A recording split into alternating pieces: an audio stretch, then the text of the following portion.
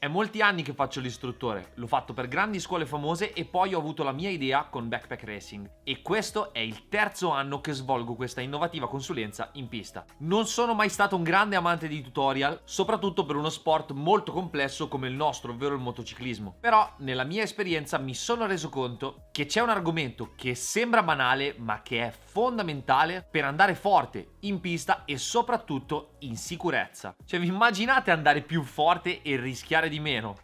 Paradiso, dopo la sigla.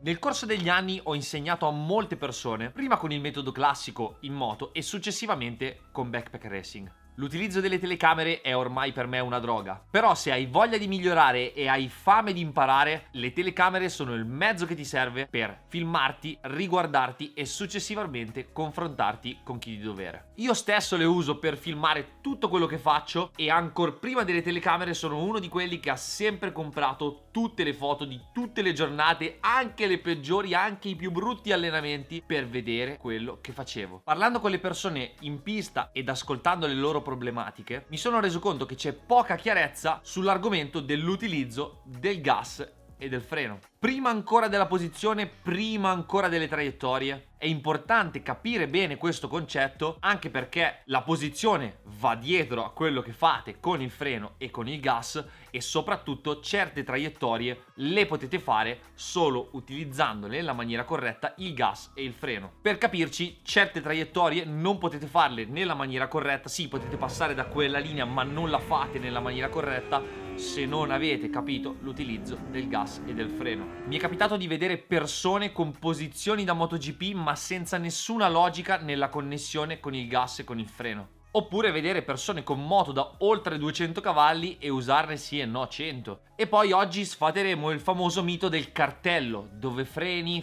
qui 50, 100, 180, 200. Il problema è il seguente. Molti piloti amatoriali, dai più veloci ai più neofiti, spesso e volentieri non tirano le marce. Attenzione, prima di dare per scontata questa definizione provo a spiegarmi per farvi capire cosa intendo. Per tirare le marce si intende tirare il motore fino a quasi al massimo poco prima del limitatore. Tutte le marce, dalla prima alla sesta. Quando faccio notare questa cosa spesso vengo guardato con sorpresa dai miei allievi, che dentro di sé sicuramente dicono ma come? Ma io le tiro le marce. Anche se invece poi quando andiamo a guardare non è così. Tirare le marce in pista va fatto dal primo giro in tutte le piste e anche se non si conosce la pista.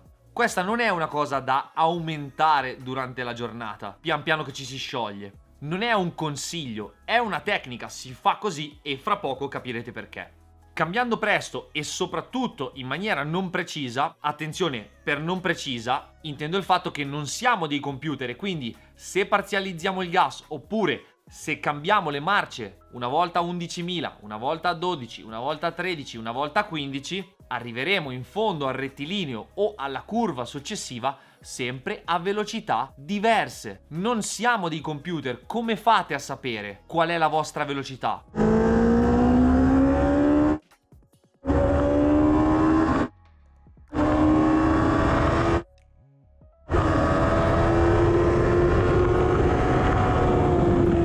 L'unico riferimento che potete avere è tirando le marce. E probabilmente vi chiederete, ma no, ma cosa cambia? Ma perché? Io la mattina devo sciogliermi e poi aumento piano piano. No, è proprio qui che casca l'asino. In connessione con questo, una delle domande più frequenti è: dove freni? In verità il cartello è un miraggio e viene visto come la salvezza divina, ma in realtà se non tirate le marce sapete dove ve lo potete mettere il cartello. Questo perché se cambiate in maniera non precisa e arrivate in fondo sempre a velocità diverse, lo stesso cartello può essere la vostra sicurezza o la vostra rovina. Potete essere corti come finire lunghi in ghiaia. E sapete cosa succede nel 99% dei casi dopo un incidente causato da questa cosa qui? che si tirano i remi in barca perché si è caduti e non si sa perché, e quindi si va molto più piano per paura di sbagliare. Avrei paura anche io ad arrivare sempre a velocità diverse e frenare. È come frenare con gli occhi chiusi, non sai mai dove sei. Semplicemente tirare le marce in maniera precisa ci farà arrivare in fondo al rettilineo o alla curva successiva sempre alla stessa velocità più o meno, e quindi ci permetterà di migliorare la nostra frenata step by step e ci permetterà soprattutto di evitare le minchiate. Altra cosa problematica data dal cattivo utilizzo del gas e soprattutto del non tirare le marce è che spesso e volentieri nei rettilinei si mettono più marce di quelle che servono.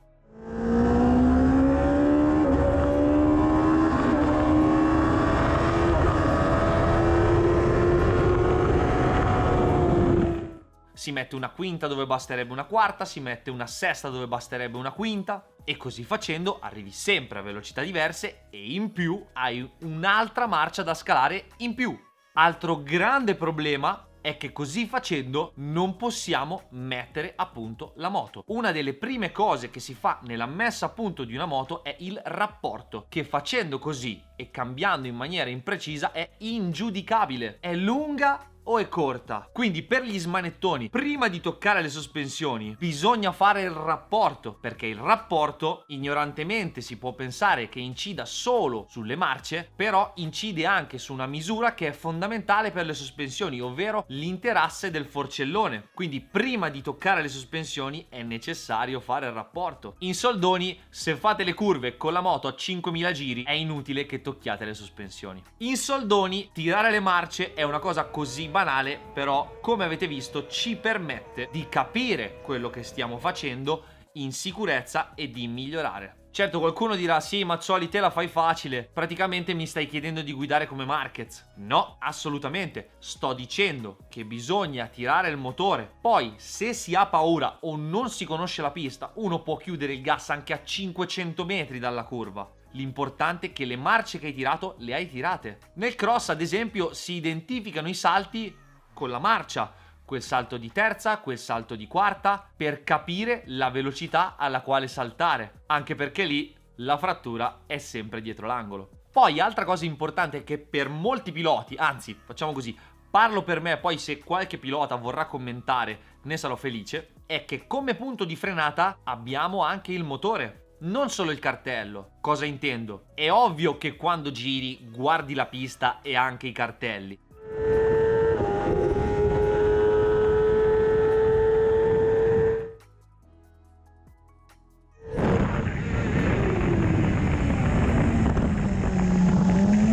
Però ci sono dei punti dove i cartelli non ci sono, o magari sei talmente concentrato che non hai tempo di guardarli, e quindi l'unico riferimento che ti rimane è il motore. Vi faccio un esempio: se per arrivare a una curva io tiro tutte le marce fino ad arrivare alla quinta poco prima del limitatore e stacco,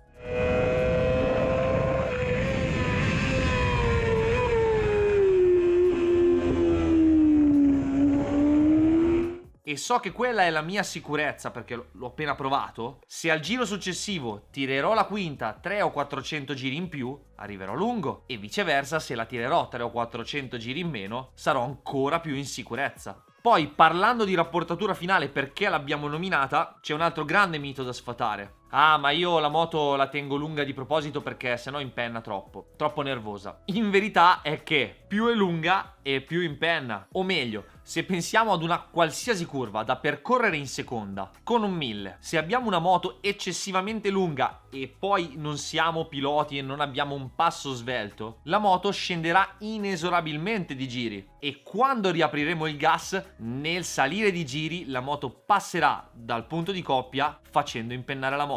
Se scegliessimo una marcia più bassa o avessimo un rapporto più corto, la moto sarebbe più in alto di giri e non avrebbe il picco di coppia per impennarsi. Insomma, accelera e si impenna di meno. E infatti, come potete vedere qui, con la mia R1 del 2004 che controlli non ne ha, esco dall'ultima curva di Cremona di prima.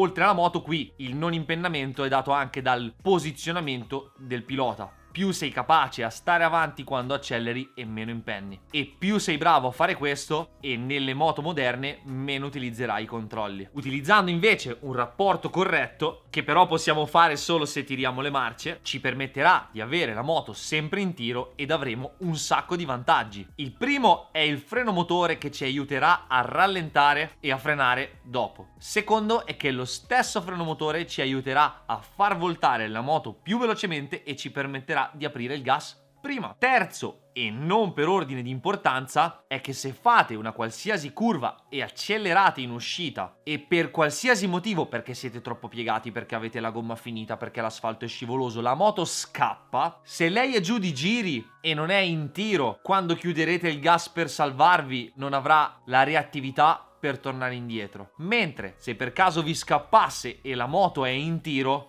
molto probabilmente vi salverete. Bene, io spero che questo video vi sia piaciuto, spero che vi serva. Fatemi sapere nei commenti che cosa ne pensate e vorrei invitare tutte le persone che hanno partecipato a Backpack Racing, che stanno guardando questo video, a lasciare un commento sulla loro esperienza riguardante questo argomento. Ci vediamo in pista.